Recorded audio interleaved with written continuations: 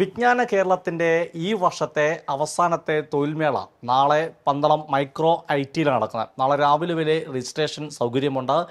500-ലധികം തൊഴിലവസരമാണ് നാളെ നടക്കുന്ന ഈ തൊഴിൽമേളയിൽ ഉണ്ടാകുന്നത്. ഇപ്പോൾ നമ്മോടൊപ്പം മൈക്രോ ഐ ടിയുടെ ഡയറക്ടറും പ്രിൻസിപ്പളാവുന്ന സാറോട് ചേരുകയാണ്. സാർ, നാളെ ഒരു വലിയ അവസരമില്ലേ, ഒരു വർഷാവസാനം ജോലിയിലേക്ക് അല്ലെങ്കിൽ വർഷാവസാനം ജോലിയുടെ തുടക്കം, പുതുവത്സരത്തിൽ ജോലി ലഭിക്കുന്ന തരത്തിലുള്ളൊരു തൊഴിൽമേള നാളെ നടക്കുകയാണ് നമ്മുടെ ഐ ടിയിൽ.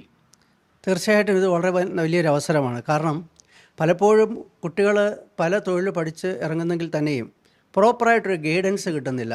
ഏത് തൊഴിൽ പഠിച്ചാൽ ഏത് രീതിയിൽ അവർക്ക് പോകാമെന്നറിയില്ല.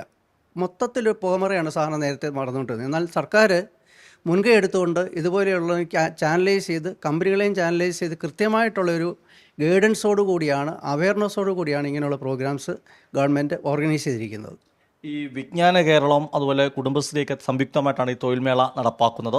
പത്തനംതിട്ട വിജ്ഞാന പത്തനംതിട്ട എന്ന് പറയാം. സാർ മൈക്രോ ഐ ടിയുടെ പ്രിൻസിപ്പളും ഡയറക്ടറുമാണ്. എന്തുകൊണ്ട് ഈ മൈക്രോ ഐ ടി എന്ന സ്ഥാപനം ഇതിൽ സഹകരിക്കുന്നു?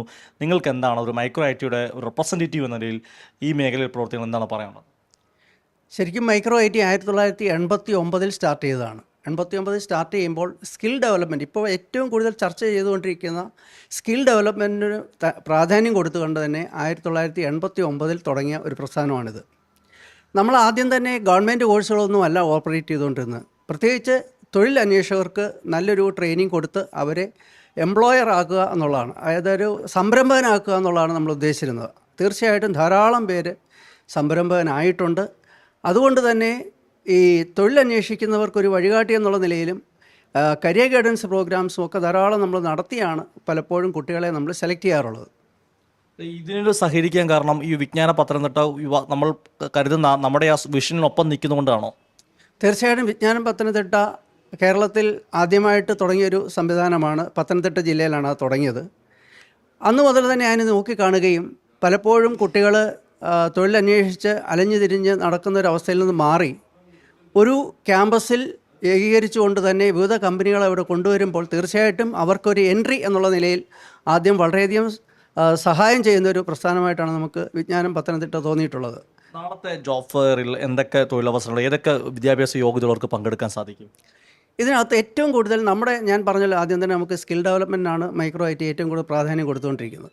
ഇപ്പോൾ ഈ സ്കിൽ ഡെവലപ്മെൻറ്റുമായി ബന്ധപ്പെട്ട് വരുന്ന തൊഴിലവസരങ്ങൾ, ഇപ്പോൾ എക്സാമ്പിളായിട്ട് CCTV technician, electrical technician, solar technician, അതുപോലെ തന്നെ അക്കൗണ്ടിങ്ങിൻ്റെ മേഖലയിലുള്ള തൊഴിലവസരങ്ങൾ, ഇലക്ട്രീഷ്യൻ, ഇങ്ങനെ ധാരാളം, അതുപോലെ തന്നെ AC മെക്കാനിക്ക്, ഇന്ന് വളരെയധികം സാധ്യതയുള്ളൊരു മേഖലയാണ് ഇതെല്ലാം തന്നെ. ഇവിടെ ഒന്നും കുട്ടികളെ കിട്ടാനില്ല എന്നുള്ള പരാതിയാണ് നമുക്ക് പലപ്പോഴും എംപ്ലോയറുടെ ഭാഗത്ത് ഉണ്ടാകുന്നത്. ഇപ്പോൾ DTP സെൻറ്റർ, പല നമുക്കറിയാവുന്ന, ഇപ്പം ഞാൻ ആദ്യം 1-2 DTP സെൻറ്ററുകൾക്ക് വേണ്ടി മാത്രമാണ് പലപ്പോഴും ഇതിൻ്റെ ഒരു സാധ്യത നമ്മൾ കണ്ടെത്തി തുടങ്ങിയത്. ഇപ്പോൾ ഇന്ന് വരെ എന്നെ വിളിച്ച് പറഞ്ഞിട്ടുണ്ട്, ശരിക്കും DTP ഓപ്പറേറ്റർ അത്യാവശ്യമാണ്, ഉണ്ടെങ്കിൽ ഞങ്ങൾക്ക് കൂടെ 2 പേര് എടുത്ത് തരണമെന്നൊക്കെ പറഞ്ഞു. അപ്പോൾ ഒരു 2-3 പേർക്ക് വേണ്ടി ആരംഭിച്ച ഒരു DTPയുടെ ഓപ്പറേറ്റർ എന്ന് പറയുന്ന ഒരു കോഴ്സ്, ശരിക്കും ഒരു പ്രോഗ്രാം എന്ന് പറഞ്ഞ ഇൻ്റർവ്യൂ പ്രോഗ്രാം എന്ന് പറയുന്നത് ഇപ്പം മാറിയിട്ടത് 10 പേരോളം ഉണ്ടെങ്കിൽ പോലും 12 പേരോളം ഉണ്ടെങ്കിൽ പോലും അവർക്കെല്ലാം തൊഴിൽ കൊടുക്കാവുന്ന സാഹചര്യത്തിൽ വന്നിരിക്കുകയാണ്. തീർച്ചയായിട്ടും. അപ്പം ഈ പറഞ്ഞ മേഖലയിലുള്ള ആളുകൾക്കൊക്കെ നാളത്തെ ജോബ് ഫെയർ പന്തളം ടൗണിൽ തന്നെയാണ് മൈക്രോ ഐ ടി ഉള്ളത്.